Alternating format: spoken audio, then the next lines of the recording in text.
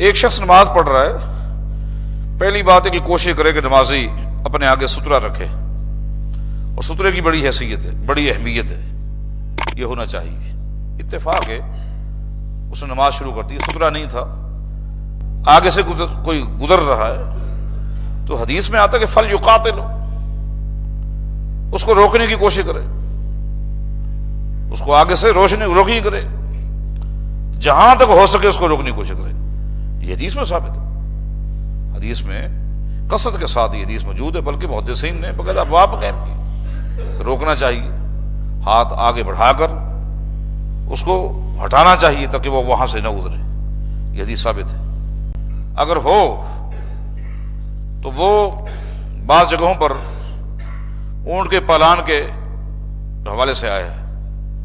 اونٹ کا پلان آپ جانتے ہیں، اکیلا آدمی جب اونٹ پر بیٹھتا ہے تو اس اونٹ کے آگے بھی اور پیچھے بھی ایک لکڑی ہوتی ہے، آگے وہ پکڑ کر بیٹھتا ہے اور پیچھے اس کا سہارا، اور اونٹ چلتا رہتا ہے، یہ پالان ہے۔ حدیث میں اس پالان کا ذکر آیا ہے، تقریباً بالشت، 1.5 بالشت اتنا ہوتا ہے۔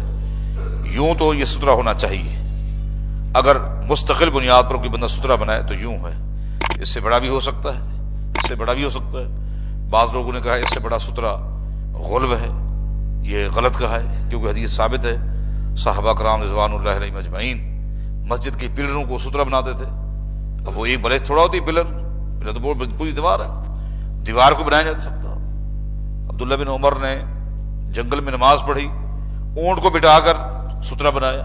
اب اونٹ دیکھیں، ایک ہے ترتیب، اس ترتیب کو کم بیش کیا جا سکتا ہے، حتیٰ کہ وہ عصا کے بارے بھی آتا ہے، انزا اس کو گاڑ دیں، عصا کافی بڑا ہوتا ہے، لکڑی کافی بڑی ہوتی ہے۔